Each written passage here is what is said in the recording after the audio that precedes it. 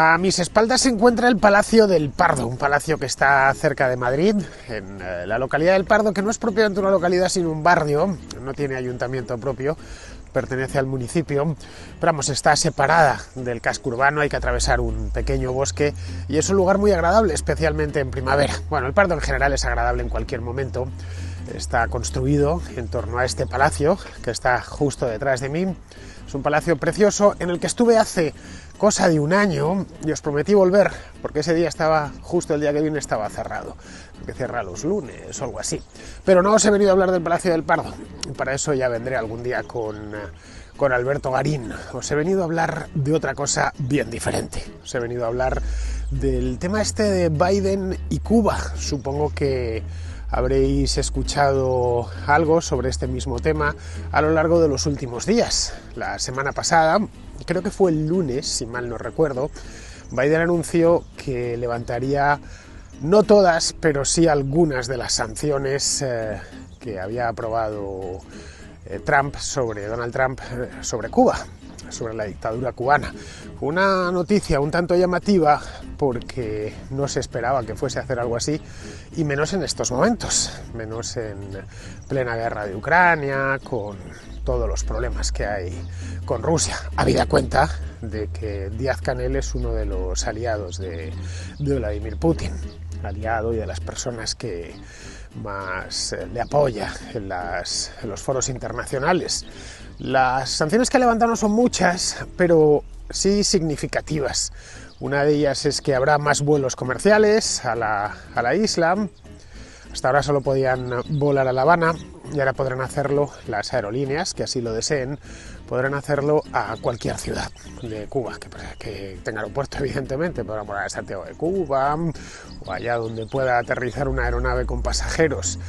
Esto desde agosto de 2020, si mal no recuerdo, hablo de memoria, pero vamos, en 2020 fue seguro, los vuelos solo llegaban desde Estados Unidos a La Habana.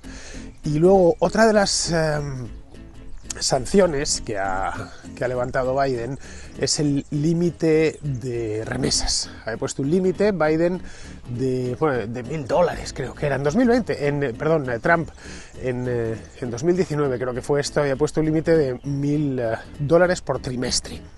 Bien, pues esto ya también lo ha levantado, dice que, o asegura el gobierno de Estados Unidos, que es por cuestiones humanitarias. La isla atraviesa una crisis económica muy importante, la hemos podido ver a lo largo de los últimos meses, que la situación en Cuba pues es entre mala y peor, malísima, vamos. Hice de hecho una contracrónica hace no mucho tiempo sobre este mismo tema. De hecho, si lo pensamos fríamente, Cuba ha estado siempre en crisis. Siempre, por lo menos desde hace 63 años, desde que los Castro llegaron al poder. Esa desdichada isla a la que tanto queremos, entró en crisis y desde entonces no se ha recuperado. Es una lástima, pero es así. El problema no es coyuntural, como podría pensarse, sino estructural de ese gobierno. Pero bueno, Biden considera que si levanta algunas sanciones, las cosas para los cubanos de a pie irán mejor. La verdad es que, si nos fijamos en la historia reciente de Cuba, los últimos 50 años, lo que vemos es que la isla, ya digo, siempre ha estado en crisis, pero en algunos momentos muy puntuales, como por ejemplo durante la época del subsidio soviético, durante la época del subsidio venezolano, un subsidio que en buena medida ya se ha acabado, porque los venezolanos bastante tienen ya con sus propios problemas. Bien, ahí se dulcificaba un poco. Tampoco es que los cubanos viviesen muy bien en tiempos del subsidio soviético o que viviese muy bien en tiempos del subsidio venezolano, no nos engañemos. Pero sí el Estado cubano, la revolución que viene ahí, porque cuando dice la revolución están diciendo los que viven de ella, es decir, los Díaz-Canel y compañía, y por supuesto la familia Castro y sus allegados, durante la época de subsidios, han podido más o menos clientelizar a una parte pequeña de la población, pero fundamental, tener relativamente bien financiado el ejército, pero nada más. Esos han sido los únicos momentos en los que la dictadura cubana ha recobrado un poquito el aliento. no los cubanos de a pie. Los cubanos de a pie desde 1960 viven de forma muy miserable. Pero bueno, el hecho es que considera Biden y sus expertos en política cubana que esto es fundamental, que tiene que hacer algo porque los pobres cubanos están sufriendo mucho, lo cual es cierto, y hay que echarles una mano. En principio, no, alguien ha disparado, no sé si lo habéis oído, decidme, pero eso parecía un disparo. En fin, igual están cazando, porque aquí no sé si estará abierta la veda. Aquí en el Pardo la gente viene a cazar, pero estarían cazando muy cerquita. Bien, los subsidios se han agotado, tanto el soviético hace mucho tiempo, porque la Unión Soviética desapareció hace ya más de 30 años, y el venezolano se ha ido agotando a lo largo de los últimos años. El régimen chavista bastante tiene con lo suyo, y con sus propios problemas, también autoinducidos. No olvidemos que este tipo de revoluciones lo que consisten al final es que una minoría muy bien organizada, con una coartada ideológica, se apodera de un Estado, lo coopta, lo convierte en algo suyo y cabalga durante años todos los que pueda sobre la miseria generalizada. En eso, en esencia, ha consistido la revolución cubana durante 6 décadas y la revolución bolivariana durante 2 décadas y pico. El hecho es que sigue siendo este hombre, ya digo, Miguel Díaz-Canel tiene muy poca importancia en el concierto internacional, mucha menos de la que llegó a tener, infinitamente menos de la que llegó a tener Fidel Castro, pero sigue siendo uno de los aliados más fiables de Putin, en un momento en el que Putin es el gran villano internacional, ojo, por méritos propios, no es que se haya agarrado manía a Putin así por las buenas, porque somos muy malos, ¿no?, los occidentales o el resto del mundo. Y Díaz-Canel es uno de los que le apoya en la ONU y en el foro internacional que haga falta. Siempre va a encontrar, a fin de cuentas, no deja de ser un Estado soberano y tiene su voto y cierta presencia internacional. Y en el caso de la Cuba castrista, y se le puede llamar perfectamente Cuba castrista porque uno de los Castro todavía sigue vivo, no tiene ya el mando que llegó a tener en sus buenos momentos, pero ahí le tenemos a Raúl Castro. Bien, pues la Cuba castrista sigue teniendo cierto significado, no sabría cómo decirlo, casi simbólico para mucha gente, especialmente para un montón de izquierdistas, tanto en Europa como en Estados Unidos, como también, y hay bastante, en toda Hispanoamérica. Hay gobiernos y partidos de izquierda en México, en Argentina, en Colombia, en Chile, en fin, en un montón de países, bueno, en la propia España, que siguen teniendo como símbolo, a pesar de todo, a pesar de los 63 años de miseria y represión, siguen teniéndolo como símbolo de algo bueno. No lo es en absoluto, pero bueno, ¿qué le vamos a hacer? Ya sabemos que creer es mucho más fácil, muchísimo más fácil que saber. Bien, la cuestión es que este régimen, que nunca debió haberse instaurado en Cuba porque ha dejado la isla en el esqueleto, es un régimen que está probablemente en el peor momento de sus 63 años de historia.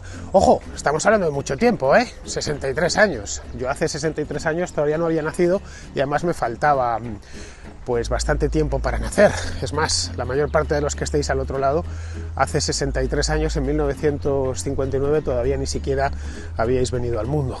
Voy más lejos, algunos tendréis padres que nacieron por esa misma época, a finales de los años 50.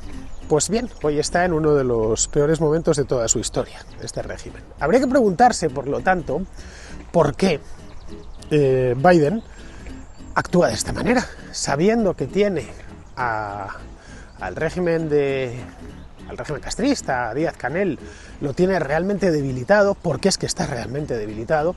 ¿Por qué actúa de esta forma? La economía se ha derrumbado de una manera, vamos, a ojos vista. Cualquier persona que siga mínimamente la actualidad cubana lo sabe. Está peor que nunca, vamos. No sé si al nivel del periodo especial, pero claro, han cambiado muchas cosas desde la época del periodo especial. Eso es algo que hay que tener en cuenta. La Cuba de 1992 no es la Cuba de 2022. De hecho, la economía se ha derrumbado pues casi al mismo ritmo que se ha derrumbado el culto a la revolución y el culto a Fidel Castro. Es más, el culto a Fidel Castro está ya tan muerto como el propio Castro. Es una suerte de necrofilia que las élites revolucionarias, o revolucionarias como las llaman los exiliados cubanos, solo practica el Estado, esa necrofilia. El cubano de a pie rara vez. De hecho, si nos vamos al año pasado, hace no mucho, casi un año, no llega, esto fue en julio, el día 11 de julio de 2021, hubo un levantamiento popular general, que por supuesto llevé en la contracrónica y le di toda la importancia que tenía, que era mucho. Bueno, pues ese levantamiento, que fue bastante extendido por todas las ciudades cubanas y que obligó al régimen a tomar medidas de excepción. Sí, en sí ya es un régimen de excepción para casi cualquier cosa, pues a un régimen de excepción como el castrista le obligó a tomar medidas todavía más excepcionales.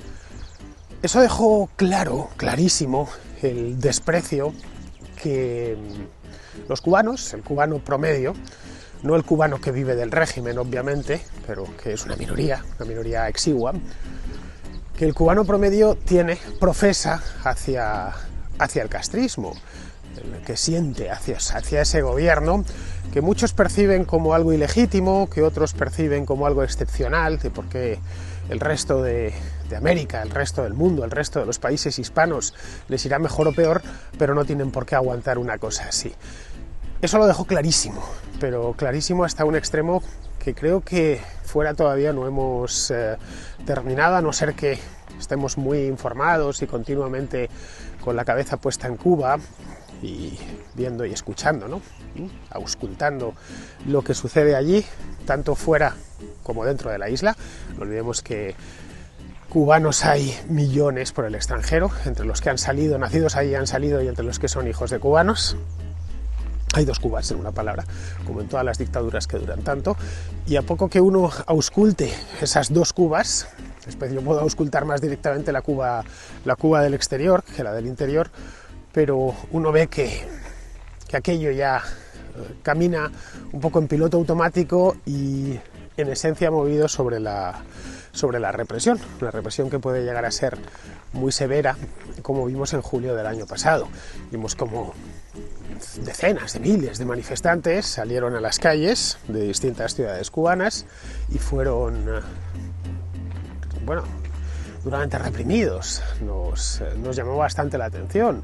Fueron detenidos por paramilitares, una solución típica de este tipo de dictaduras, ¿no? De sacar los colectivos que llaman en Venezuela, también por policías, y ya digo, salieron decenas, cientos de miles de personas a protestar. En las redes sociales era un clamor. A Cuba afortunadamente ha llegado internet y han llegado los teléfonos y la red. Es más, espero que esto lo estén viendo en Cuba. No pongáis el volumen muy alto, no vaya a ser que el vecino, el del CDR, os esté escuchando y os busquéis un problema, así que mejor casi con los auriculares puestos. Bien, pues eso ha hecho que la Cuba de hoy, como os decía antes, no sea la Cuba del periodo especial de mediados los años 90, la Cuba de la época de la crisis de los balseros. Bien, de aquellos miles de detenidos que hubo en aquel momento, creo que quedan 750, una cosa así, todavía a fecha de hoy, y estamos ya en mayo de 2022, detenidos y encarcelados por el gobierno. De hecho, esta misma semana, creo que ha sido la anterior, no recuerdo bien, el gobierno, el régimen, podemos llamarlo así de manera general, ha promulgado una nueva ley que coarta todavía más las libertades, si es que es posible coartar más las libertades a los cubanos. Pues sí, es posible. Ya sé que siempre se puede ir un poquitín más allá hacia la servidumbre. Una de las cosas que trae esta nueva ley es que, por ejemplo, insultar a un miembro del gobierno ahora se castiga con hasta 5 años de prisión. Es decir, que si yo, por ejemplo, ahora mismo, insultar por insultar hay que entender criticar. A ver, si yo a un ministro en España o al propio Pedro Sánchez, ¿no? Le critico, cosa que hago, por supuesto. Yo la libertad no solo la defiendo, sino que además la ejerzo. Pues viniesen a buscarme a casa y me metiesen 5 años en la cárcel. Esto es lo que me pasaría si en lugar de haber nacido español hubiese nacido cubano y estuviese en mi país. Así que no lo sé, yo teniendo en cuenta que es un régimen que no tiene ningún propósito de enmienda, cero, completamente. No le interesa lo más mínimo ni mejorar, bueno, por supuesto la vida de los cubanos, eso es lo último que le interesa, pero tampoco tiene intenciones de abrirse a nada. ¿Para qué se van a abrir a nada? ¿Qué necesidad tienen si llevan más de 60 años así? Esta nueva política cubana de Biden, eliminar, por ejemplo, el límite de las remesas, podemos pensar, ya, pero esto no va a ir al régimen, va a ir a los cubanos. Ellos, a fin de cuentas, el cubano de a pie no tiene la culpa. O lo de los vuelos, ¿no? Que un familiar de un cubano del exterior quiera visitar a un cubano del interior que vive en Santiago de Cuba, por ejemplo, y así no pueda volar directamente, en principio no tendría nada malo. O restablecer los grupos educativos, como han hecho. Bien, el efecto práctico de todo esto, muchas veces se persigue una cosa y se consigue justo la contraria. Esto es la ley de las consecuencias no deseadas. Me da la impresión de que se va a cebar esta nueva política cubana de Biden. La ley de las consecuencias no deseadas o no buscadas se va a cebar con esta nueva política. ¿Por qué? Pues porque al final lo único que van a conseguir es proporcionar a este régimen que controla todo el comercio, le van a proporcionar divisas para mantener su represión y para mantenerse ellos en el poder. Podríamos pensar en este punto que no es verdad, que no es cierto, que las divisas, los dólares o los euros que se envíen a Cuba, pues la divisa fuerte, vamos, de la que tan necesitado ha estado siempre ese régimen, que por lo demás, desde el punto de vista económico, aparte de muy represivo y todo esto, desde el punto de vista económico ha sido total y absolutamente improductivo. Esas divisas van a ir a los cubanos, los cubanos de dentro, que podrán vivir de manera un poquitín más digna, ¿no? Pero no es cierto, no van a vivir de manera ni un poquitín, no van a vivir de manera más digna, en una palabra. ¿Por qué? Pues ya digo, porque lo controla todo el gobierno. Como ya pasó con Obama, Biden no entiende que la causa de todos los problemas que aquejan a Cuba, que son muchos, es el propio régimen, no hay más. No es que pongas un límite de divisas, de remesas, perdón, de transferencia de divisas mayor o menor. No es que se pueda volar aquí o allá.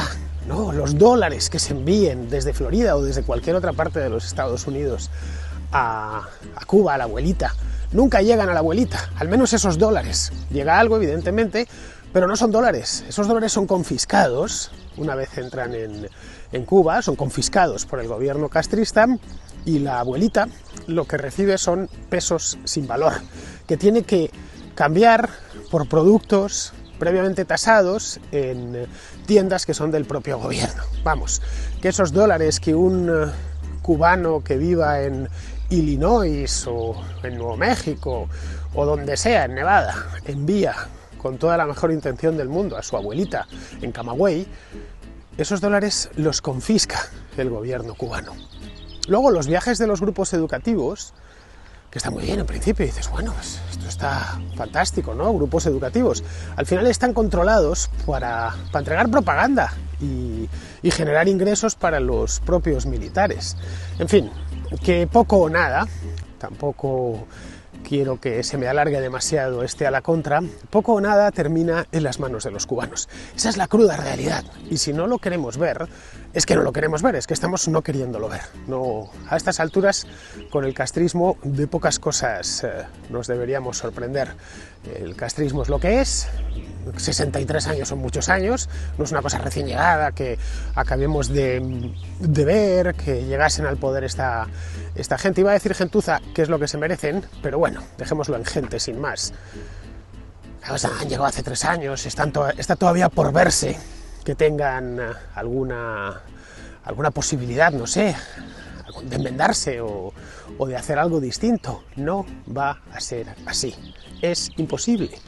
Simplemente es imposible.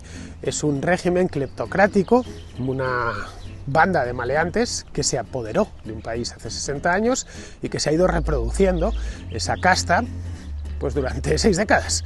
Y si pueden 7, 7, y si pueden 8, 8, y si pueden 7 siglos, pues 7 siglos, no hay mucho más.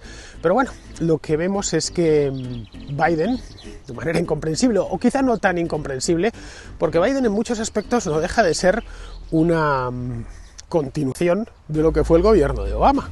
Y el gobierno de Obama, recordemos que, en fin, no hace falta que os diga nada, fue el que normalizó las relaciones con Cuba ya por el año 2015, para disgusto de los que seguimos creyendo en que Cuba se merece recuperar la democracia que llegó a tener, no inmediatamente antes de Castro, pero sí antes de Batista, con todas las imperfecciones que fuesen, pero Cuba llegó a tener una democracia, devolver la dignidad a los cubanos, y eso es imposible mientras ese régimen siga en pie. Son estos regímenes tan destructivos para su propia gente, por no hablar de la cantidad de problemas que ha generado a lo largo y ancho de todo el mundo hispano. Desde luego ha sido tremendo.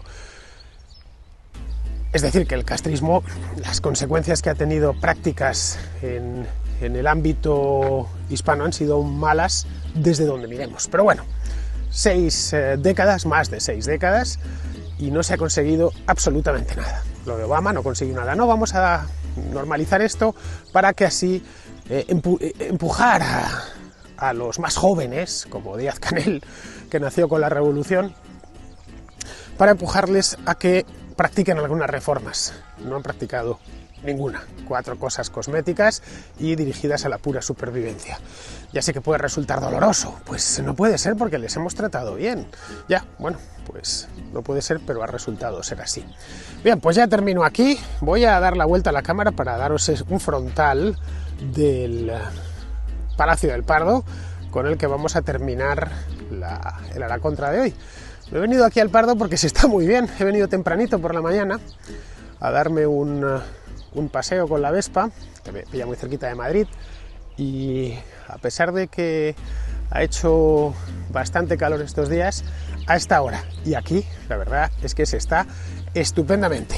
Bien, queridos, pues con esto me despido de todos vosotros. Hasta el próximo A la Contra.